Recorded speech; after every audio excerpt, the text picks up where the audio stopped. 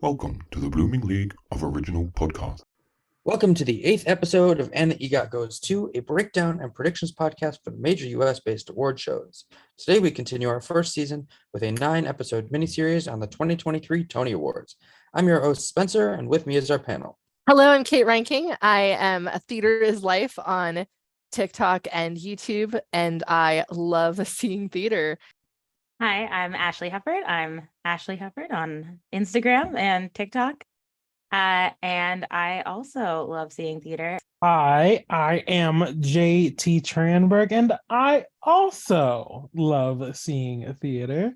I am JT Does NYC on Instagram, TikTok, Twitter, all the socials. Today we're going to start by discussing the final 4 categories, which include Best Musical, Best Play, Best Revival of a Musical, and Best Revival of a Play.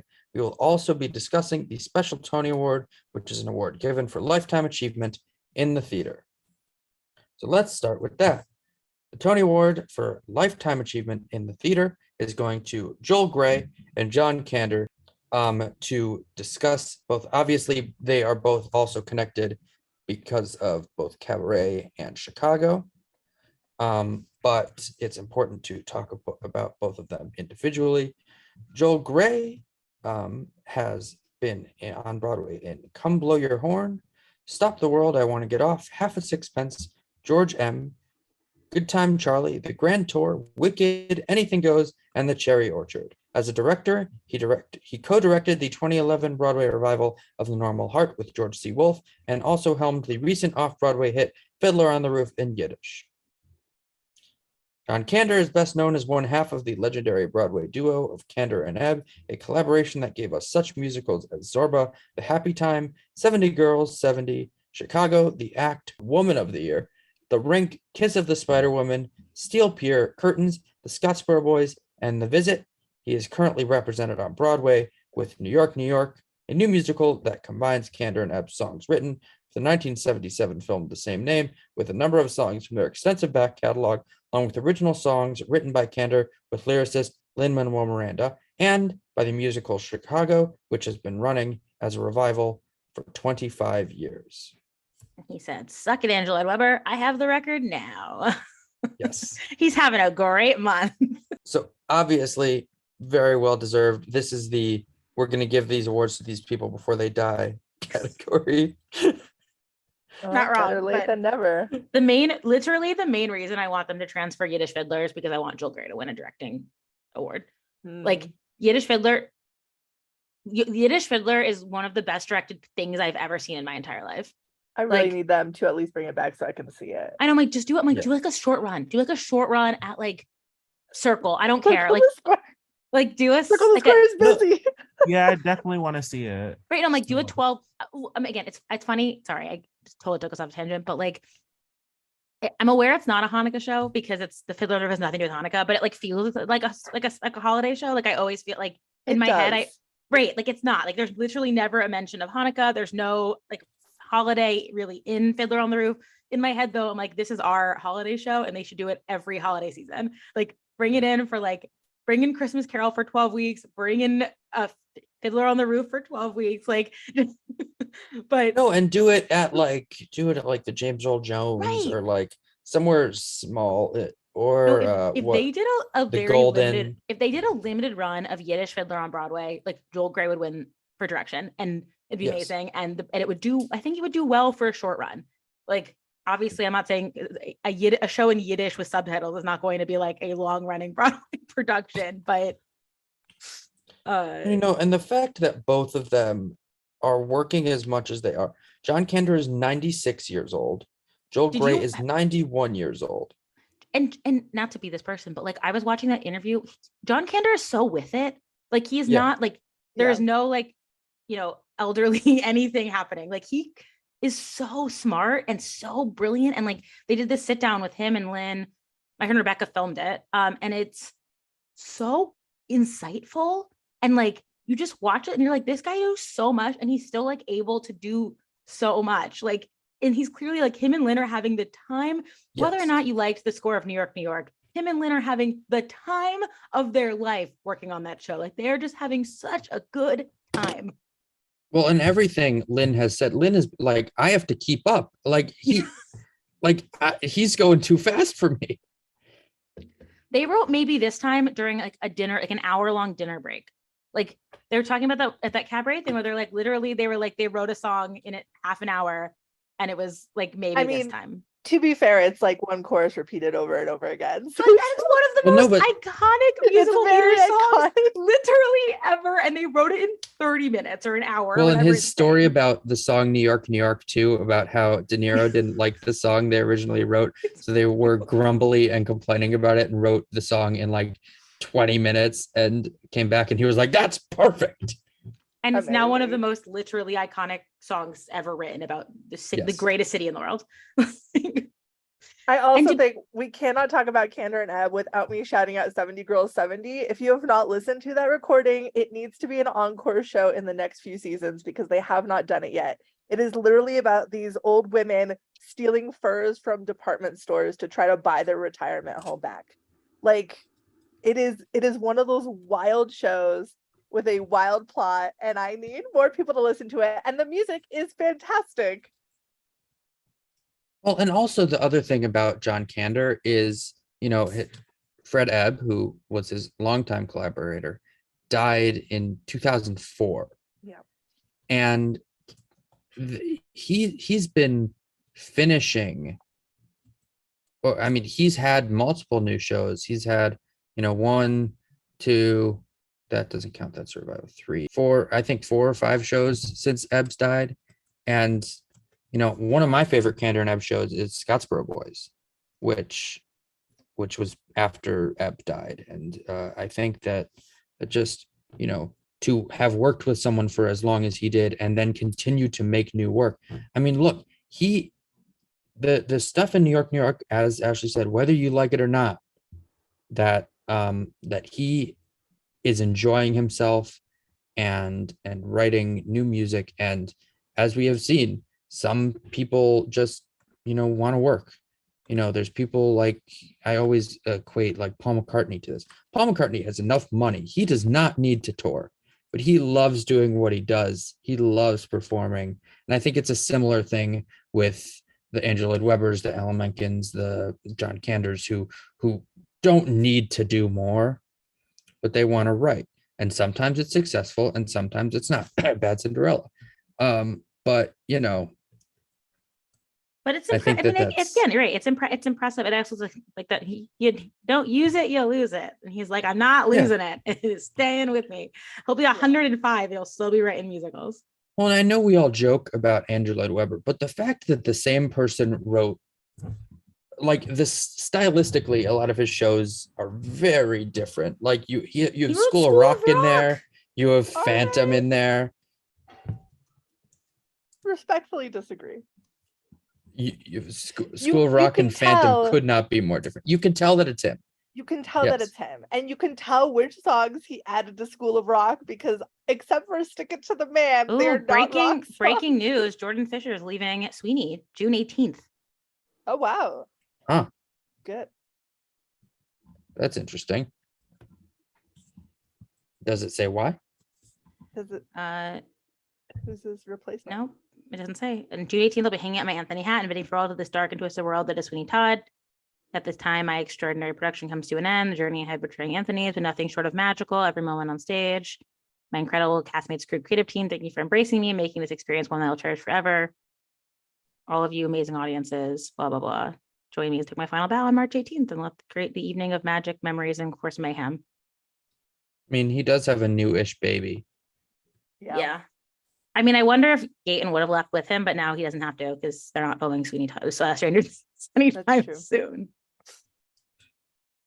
And Maybe he's doing like Josh Groban has said that his contract is up in January, but that he Okay. hopes that they continue. It definitely will not continue. I It should. agree It with you, it may. definitely It will. may now Depending that who they're they doing a get. tour. Because right. Music Man didn't tour, so that gave me hope that they may actually keep the production going. But so now we have discussed our special Tony Award. We now have our big 4 categories. We're going to start With Best Revival of a Play, we have 4 nominees. We have August Wilson's The Piano Lesson. We have A Doll's House, adapted by Amy Herzog. We have The Sign and Sidney Brustein's Window, and Susan Laurie Park's Top Dog Underdog. I think it could go to any of these. Me too. I really wanted to go to Top Dog Underdog. I really, too. really Yes. wanted to go to Top Dog Underdog. The nice thing about it, I think the best part about it is that because the piano lesson is also closed, you will get people that have seen all of them because that's the best part of this. I mean, Doll's House is probably the favorite because of just Miss Jessica, but I think Top Dog Underdog, it's such an incredible production. And it's like I said, it's a show that feels, I mean, it was written, I mean, it premiered what year did it premiere? The original? 2001, 2000. Right, but it literally could have, if you told me it had been written last year, I would have believed you. Like it feels still relevant and so timeless in a way that like, I can't remember the last time I saw a show that I was like, this could have been written yesterday. It felt like a new play. 100%. Yeah. I really want to see Top Dog Underdog win this. I agree. I saw Top Dog Underdog I think pretty early in its run, and I had never seen that's what I love about seeing everything. And you know, we all talk and we've all seen most of this season, if not all, but I do think that's one of my favorite parts about living in New York is exposure to new work. And of course, I love seeing, you know, I've seen Kimberly 5 times, I've seen Shuck 3 times, but I do think that the stuff as a theater artist, which, you know, most of us are, that is something that is really cool, is getting exposed to new theater. And the fact that a play that was, you know, that's why I love the revival categories, particularly, is you get to be exposed to work that you wouldn't necessarily have been.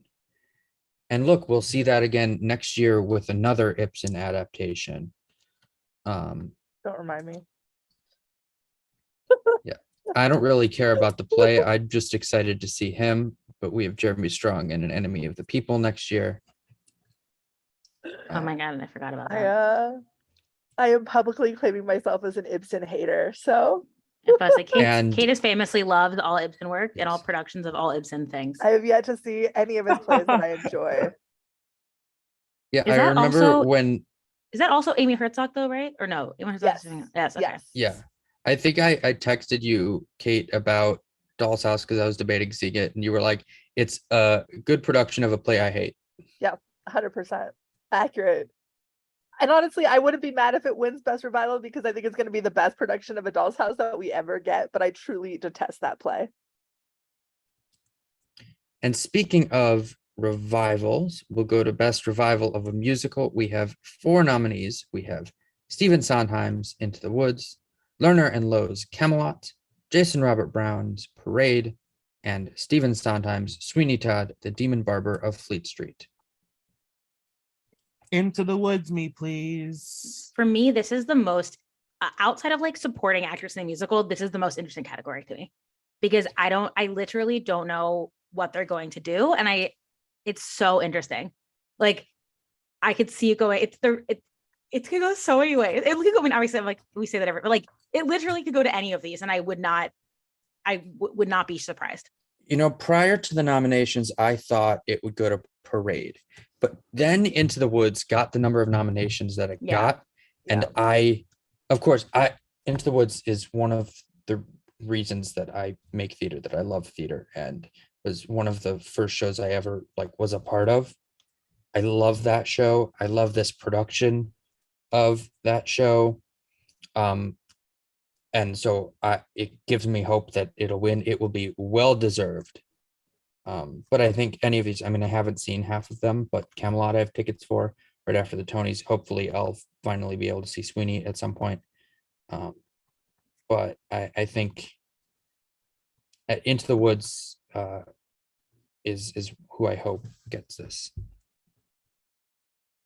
I would love Into the Woods to win this. I think it's going to Parade, but if it ends up being Into the Woods, I'll be elated. That was probably my favorite of the 4, but I feel like this year we have 4 revivals that all just feel like they're missing something for me. and that something's a set. But you know, no offense to Mimi No, but Leanne. that is honestly, like, this is me being dramatic, but that is what scares me about Into the Woods. Like, yeah, does it set a precedent of like, you can just throw people on stage and win a You Tony, can. which I'm aware that's not what they're doing. Like, the sound's incredible. Everyone in it is super Yeah. talented. And And like, I if you do get a feel bunch of like- celebrities and then an true. orchestra on stage, you win a Tony. But there Well, and are I things that specifically I think make Into the Woods so as charming as it is that are not just the cast. And that's things that no Into the Woods production has done before. And one of the major things is Milky White. Milky White. My girl, 100%. my person, Yes. my baby. Milky White, the trans cow. Yes. Trans icon. But I She uses the also she, they, think- he, all pronouns. All I think pronouns. with Into the Woods particularly, and with Sondheim, and with post-COVID, and with revivals, we are starting to see these things broken down to the text, which is what Into the Woods really did for me. It broke it down to the text of the show, to the book, to the lyrics. And that's now, of course, I would have liked a little bit more set, but that's what it did for me, is it allowed me to pay attention to that more. I was like Sexy Oklahoma. That's what Sexy Oklahoma did. It took this book and it broke it down to the text, and it was weird and delightful, and I loved it so much. And then they brought it on tour, and I saw it in a proscenium theater, and it didn't work. Oh, I still liked it at the Proscenium, but I love that production. I saw it in DC, and I loved Sis so much that I did not care about the rest of it. Yeah, I agree it works better in the circle, but I thought Sis was so brilliant, and I loved I forgot his name, the Curly on tour. Well, and look, Parade, that did a very similar thing. They broke it down to that text, but also, you know, Alfred Urey and Jason Robert Brown had been making revisions. They did it to the UK production, and then I believe they made additional changes for City Center, and I appreciate that. Someone that doesn't think of a work being finished when they freeze the show on Broadway for the first time, that is not done there. That if you are lucky enough to get to revisit pieces of your own later in your career and feel like there should be a change made, you should be able to make that change. And I think that it's really cool that we've gotten those changes.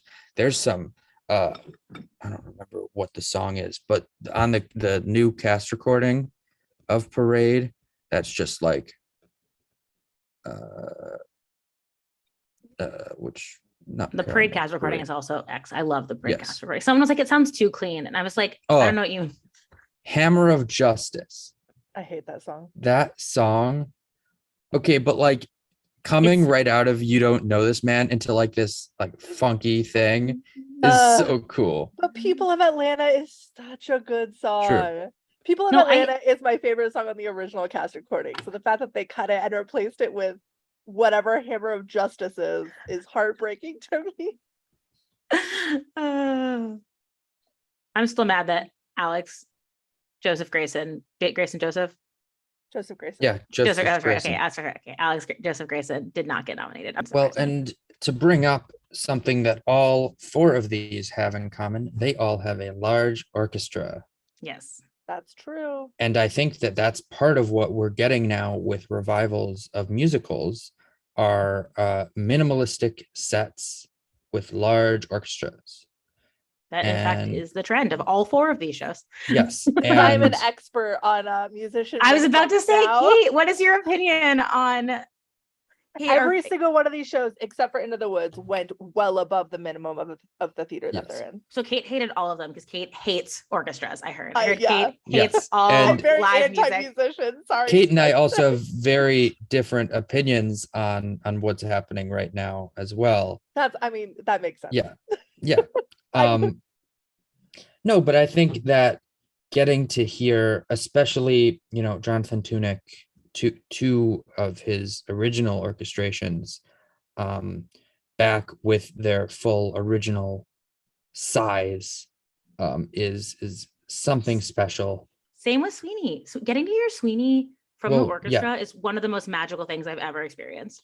Like, because the And- last time we saw it was the 8 cast members playing, is Patty playing the tuba, right? Like, you get- John Doyle.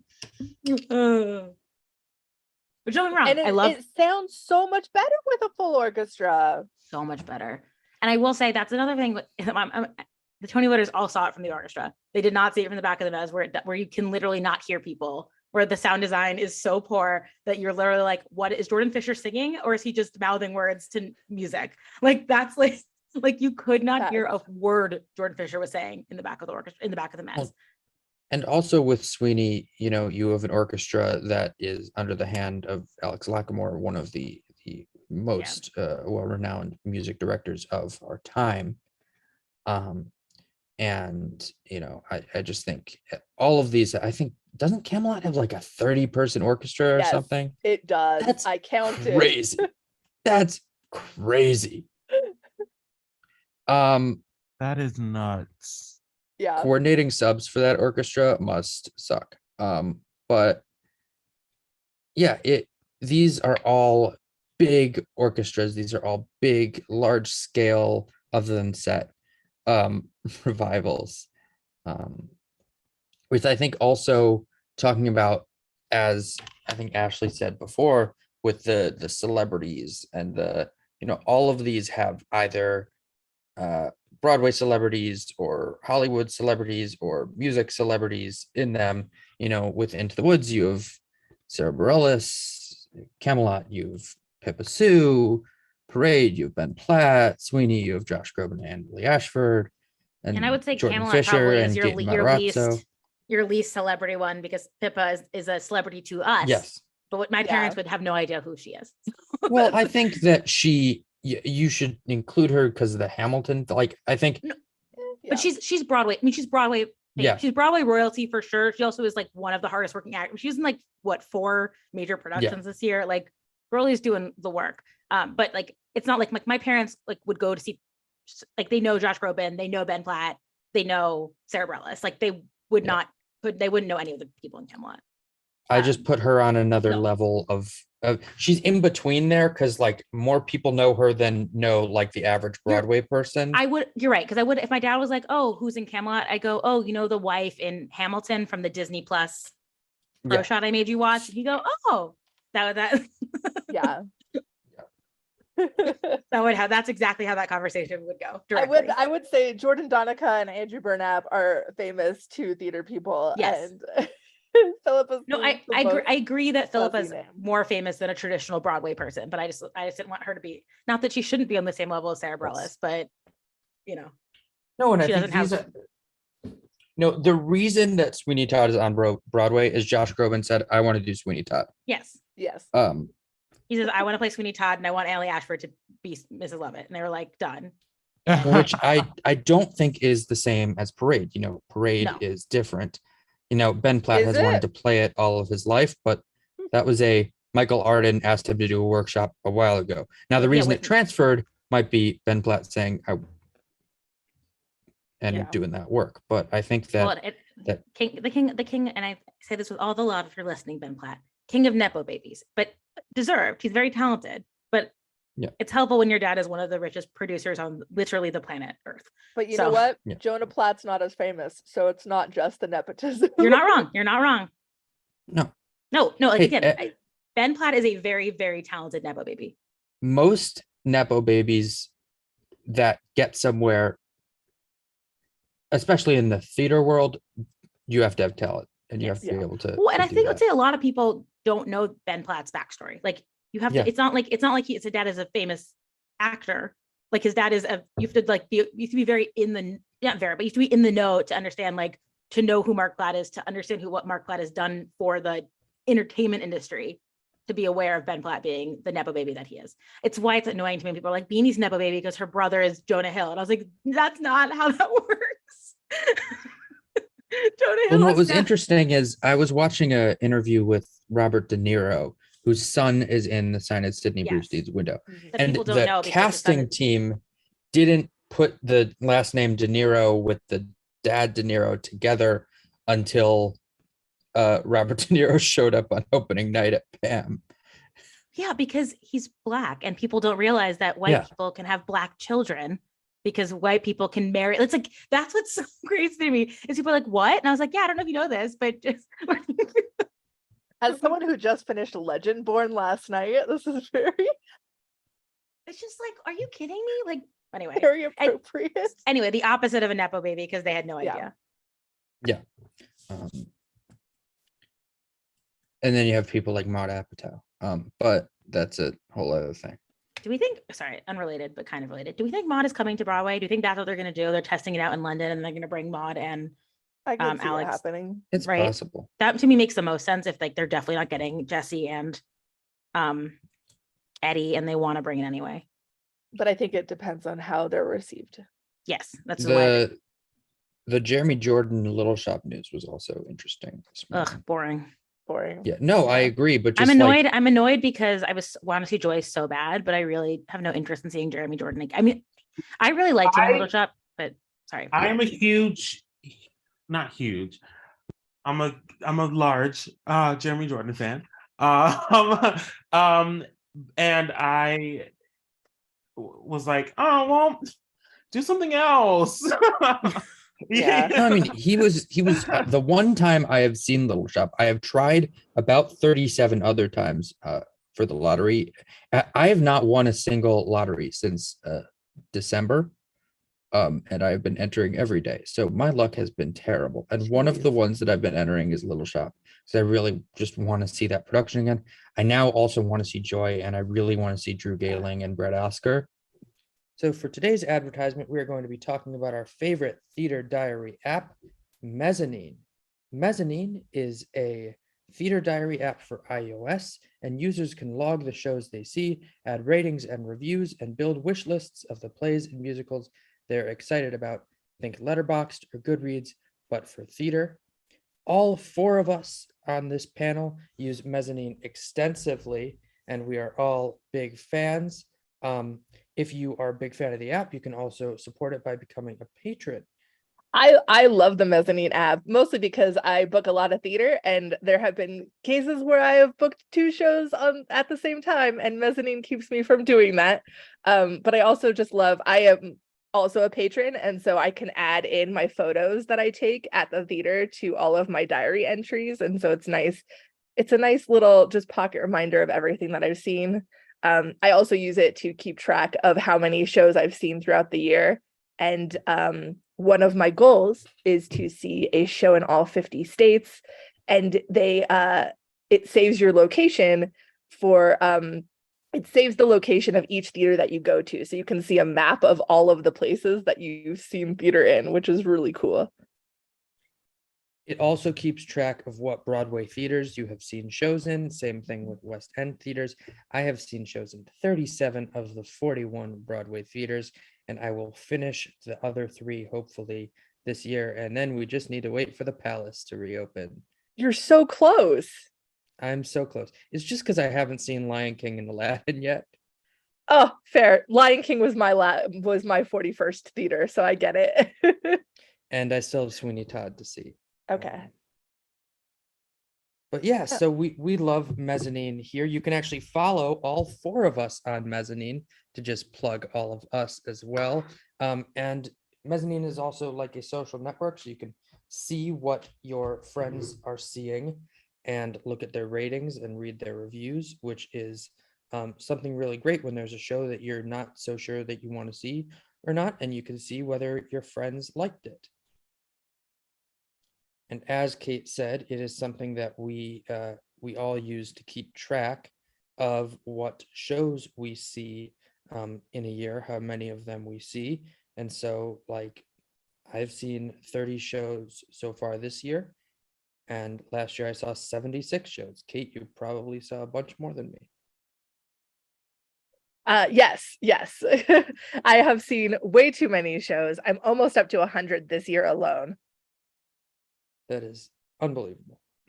I also love that you can add in a show if it's not already in. I see a lot of theater outside of New York, and it's the only app that lets me like add in the community theater production that I see in Colorado Springs to the app. Or I will also add in if I see a like a Fathom Events event. You can download Mezzanine on the iOS App Store, and you can follow all four of us, Spencer Scher, Ashley Hufford, Kate Reinking, and JT Tranberg, on the Mezzanine app. And now, back to And the EGOT Goes To. So let's now get to our last two categories. We have Best Play. We have 5 nominees. Ain't No Mo, Between Riverside and Crazy, Cost of Living, Fat Ham, and Leopoldstadt. Fat Ham's winning. I'm just gonna Fat say it. I'm ham, gonna fat throw it. ham, I'm fat gonna throw ham. it out into the universe until it I'm- happens. I'm Okay, already so we mad. all want Fat Ham to win. Fat Ham is going to win. We're manifesting. We're doing some We're manifesting. But We're strong realistically believers. and unfortunately, I think Leopoldstadt is going to win. I think unfortunately Leopoldstadt is going to lose. You're really manifesting. We're manifesting. I wanted to go back to Leopoldstadt this week, but now the only day I'm free is Sunday, and I'm like, I don't think I can do Leopoldstadt on Oh Tony no. Sunday. Oh shucks. Oh, shucked. I really don't want it to win. Yeah, I mean, these are all great plays. We of course, Fat Ham won the Pulitzer. And it will win the Tony for It best will. play. I would be pleasantly surprised if it won the Tony for best play. I honestly would be so excited if any of these other plays won the Yes. Tony for best play. I'd be so excited for Ain't No Mo. Between Riverside and Crazy I'd be would make me thrilled for Between Riverside and ecstatic. Crazy. I didn't love Cost of Living, but I really like her, the playwright Martina Mayuk, who will win in 2 years for Best Book of a Musical. For Or The Great Gatsby in 2024. yes, I Um, forgot that was her. Yeah, she's doing the book for that, which I'm I very hope excited it's a for. good book. I Well- assume it will be based on Sanctuary City, a play that I love. I agree. But I have seen books by playwrights that ended up being disappointing. So I'm holding out. If Fat Ham does not win this, and then I hope Celine wins for best directing. Like, I feel like Fat Ham needs all his praise. I feel like Fat Ham needs to be my fantasy Tony Sweet fantasy, but it's not.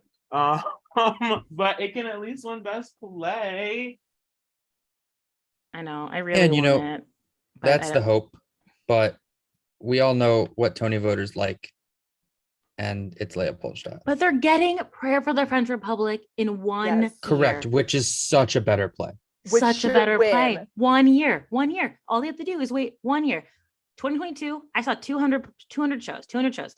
Show number 1 of the year, my number 1 at all 200, Fat Ham. Number 2 of the whole year, Prayer of the French Republic. And they almost tied for first because I love them both so much. So And I when- need them to win.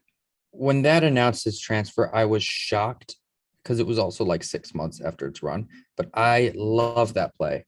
That play does what Leopoldstadt wants to do with an intermission 100%. and with a better play Yes. It's a significantly better play. And I'm so And- excited to transfer. and a It better is- set. It's present day, so it's more immediate in its subject Yes. matter. Yes. It's And a it show has that a you better also can set. in the show. It's a 3-hour show that flies. Like, it is one of the Yes. first 3-hour shows I've seen where I'm Literally. like, it earns every single minute of that show. I That saw show it is so good. after landing, and I was awake the whole time. Right. And it's a show that like I will go see probably more than once and enjoy it because I feel like it's a show that every time you see it, you're gonna get some. Anyway, I know we're talking about next season, but all I'm saying is you don't need Leopoldstadt to win because next season you're getting Prayer of the French Republic, and that should win. And I don't need it back to back. And I'm a Jew, and I'm telling you, we don't need back to back Leopoldstadt, Prayer for the French Republic. All it costs Jewish shows to win. Is this Tom Oh. Stopper's last chance for a Tony? Probably. How old is but- he? He's very old. He's in his 90s. Because already won- 85. Leopoldstadt is about him. Like, He's 85, but he looks like he's like Whew. 103. Oh my goodness, rough. His it's first literally his life story. He looks The older than first John play Kander, he but wrote looks. What's that? was in 1966. What was his first play? I don't know. I want to know what his first play on Broadway was. He Actually, looks so much older than he is. John Kander, and John He does. Kander's Yes. 96, and he's 10 years younger than him. That's wild. Oh, he wrote 15-minute Hamlet. I was in that in high school. Oh, travesties. I hated that show. Sorry, I've been looking at His first play on Broadway was in 1967. Was Rosencrantz and Guildenstern Are Dead. Oh, I love Oh, that that show, makes though. sense. That's a great such play. a good play. You mean Lion King 1.5? Yeah. That's what I know it as. Yeah, I mean it's that play was his first play on Broadway that came to Broadway when he was 30. Okay. And probably his last new play came to Broadway when he was in his 80s. And so just like Jack O'Brien, as we were saying before in our last episode, with long careers, it is How many Tonys has he won before? Because he has the Oscar for Stoppard. Yeah. Let's look. Best play, Coast of Utopia Part 1. Best play, Coast of Utopia Part 2. Best I play, forgot he Coast of did Utopia this. Part 3. Oh, so maybe it's just one award for Coast It of is Utopia. just one award. That's hilarious. Best play, The Real Thing. Best play, Travesties. Best play, Rosencrantz and Guildenstern Are Dead. So he has 1, 2, 3, 4 Tonys. You know who has 0? James Imes. Yes. Yes, but he also has a Pulitzer. So That's fair. Because he but won. yeah. Yeah, he won the Shakespeare in Love. He won the Oscars. I was checking.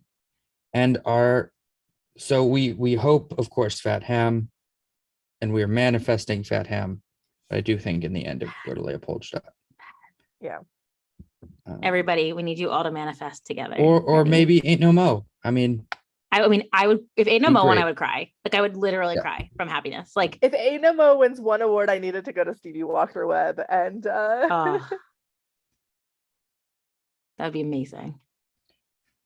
and then our last category, we all four of us are big musical people. We love the musicals.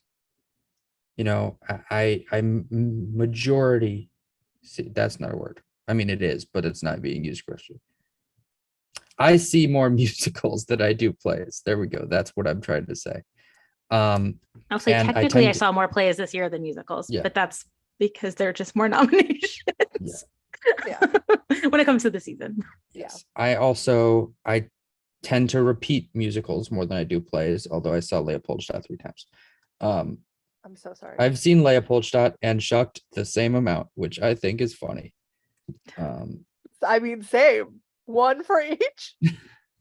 But no, I think that this season, we had a lot of great shows, a lot of new works, a lot of very different things.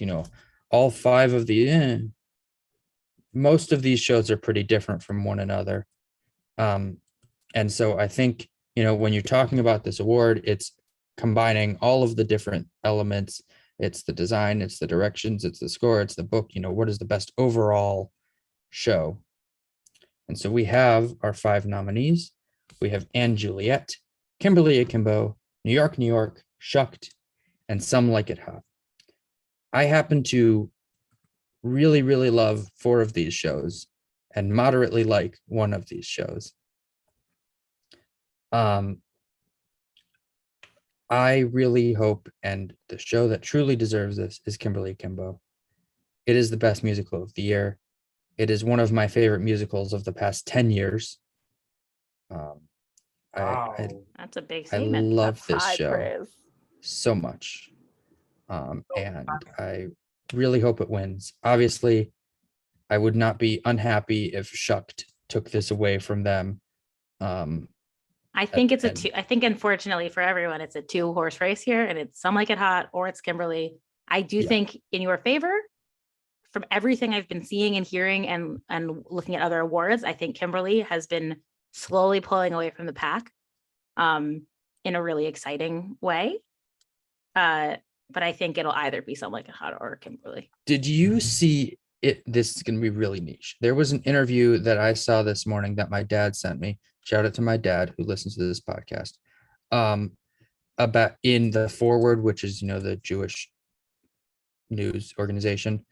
It was talking to Mark Shaman. because they had a cut song. I'll send it to you, Ashley. You'll probably really like it, about like Jews in Some Like It Hot. What? And Mark Shaman's mom is coming.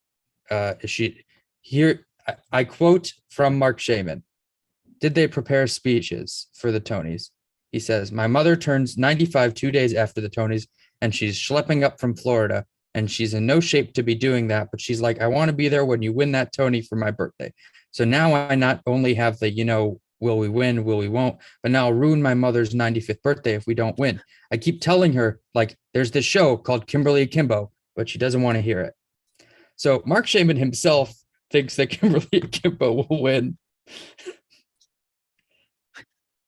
Mark Shaman has good taste. I agree. Yeah. Kimberly Akimbo will win. I think I would be at this point very surprised if it doesn't. But yeah, my good friend Mark Shaman, he follows me on Instagram now. So when I reshare this pod, I will make sure to tag him. Hi, Mark, my good friend. So Mark, we love your show, but we don't think you're gonna win. Yeah. not to be a Kimberly Akimbo hater, but it's no secret that Kimberly Akimbo is not my favorite musical. I don't hate it. I'm just not the greatest fan. But do I think it's gonna win the Tony? Absolutely. Will I cry when it wins the Tony? Absolutely. Because I think that Shucked should win this Tony. And that's all I have to say about that. Look, if Kimberly doesn't win and Shucked wins, I'll be sad for a little bit, but I will also be ecstatic because I love Shucked. Shucked is something so different from anything else we've seen in a very long time. The fact that it made it to Broadway at all is shocking. Yeah. No, Shucked is my favorite show of this year. I mean, and so Shucked is my jam. Yeah. Shucked is incredible. I would not be unhappy if it won. The only show in here that I would be angry if it won would be New York, New York. Yeah, agree. I'd be shocked. I'm shocked it's here, but shocked it's here. I am happy because so many people were so mean about me putting it on this when I did my Tony prediction TikTok. Yeah. And they're like, you're an idiot. They're going to get like no nominations. You're an idiot. And I had it getting like the same amount it actually got. And I was like, haha, I win. Yeah. But no, I agree. I mean, if Angela won, I'd be honestly happy. But I also am not like, I'm not part of the seeing Kimberly 12 times club. I enjoy Kimberly. There are parts of Kimberly there are a lot of parts of Kimberly that I don't particularly enjoy, and there are parts of Kimberly that I find kind of slow and boring.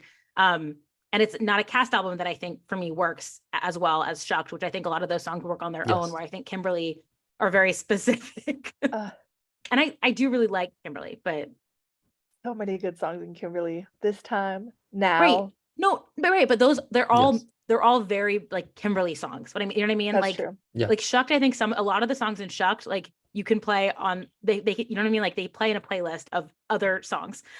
So I like to think of it like we were actually having this conversation the other day about like what songs could you take out of a musical and put in a different musical telling a different story. And I feel like looking at this, like a lot of Kimberly songs you can't do that with, but with plenty of the songs from Shucked you can. Yes. Well, and I think also with Shucked's story is just Shucked's as a show's story, not Shucked's the story in the show, the story of the show. Yes. Is so different, so interesting. It came out of nowhere. Kimberly Akimbo is a very traditional, start off Broadway, transfer to Broadway, that sort of thing. Shucked had a tryout in Ohio. It's this Texas. just very different. Texas and Utah. It had 2 tryouts. Utah, Ohio, what's the difference? Shucked had a tryout in Utah. In between New York Texas. and California. In the very different. flyover Ohio places. is a mecca of musical theater. Utah is a mecca of really big budget regional theater. It had 2 out-of-town tryouts. It did. It originated as the Hee Haw musical, I wish I still called it Hee Haw. which Hee Haw. Brandy Clark just at the Shucked event the other night sang the Hee Haw opening number for the original, the first draft of it, That's so fun. and it was very funny. I'll send you all I audio am from still that. sad they didn't do Get Shocked because I Please. really wanted the Get Shocked songs Yes. that everyone told me about. No, I mean, it's a great show. I'd be so happy if it won, because I also hope that if that show is successful enough, then that Book of Mormon can close, and that can be Yes. the new funny show on Broadway. I know. That'd be Bad news is that fantastic. everyone wants that theater. So I'm a little bit worried about Shocked Yeah. for the fall. Oh, but- the Nederlander, yeah. Which Yeah. is stupid because that theater's not even a good theater. It's in a terrible location, but it's It- fine. It is. Got a it's waiting list. Great location for me because it's a block away from my job. What I mean though is like, is that like location wise, no one sees it. Like if you're like tourists don't see Yeah. the Nederlander. Like it's That's not in true. a like Yes, that's very for true. us it doesn't really matter. But like in terms of like if you're Yeah. coming to New York, you're not like you're never gonna walk past the Nederlander because you're gonna get off at 42nd Street. And Yeah. you're not gonna see it on Yep. 41st Street, which That's- sounds Unless you're going stupid, to the but drama book shop. is true, right?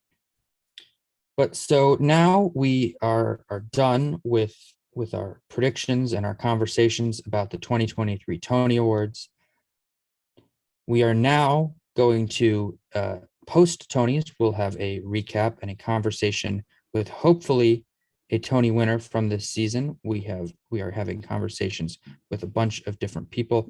We're just Ooh. trying to do someone that will win, because if it's someone that's just nominated and doesn't win, and then we talk to them on like Tuesday next week, they'll probably be really sad. So we're trying to not have that awkwardness happen. Can we get But- John Kander? He'd be great. He'll win a Tony already because he's going to win one forever. It's winning a That's true. lifetime A achievement. special Tony. Tony Award. Can we get we're- can we get the Can we- just the Florida theater teacher? professor, theater teacher? We're talking to Pasadena Playhouse. Kimberly's team about either David Lindsay Bear or Janine Tesori. If Janine Tesori Um, joins our podcast, Kate will die.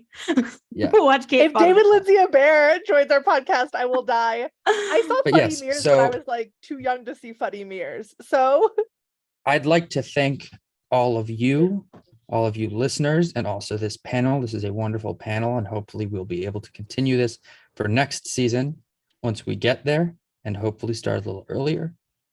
And so, yeah, thank you all for listening. We will have shows on the Emmys, Grammys, and Oscars at the times of those. Keep an eye out on our Instagram and our Twitter for that. We are also looking for hosts for those shows. So if you're someone who listens to all the new music, if you are someone who watches all of the Oscar eligible movies or movies that are, Oscar bait, or if you're someone who watches all of the new television, please reach out to us on Twitter or Instagram at EGOT_podcast. Thank you all for listening, and we will see you after the Tony Awards. Yay.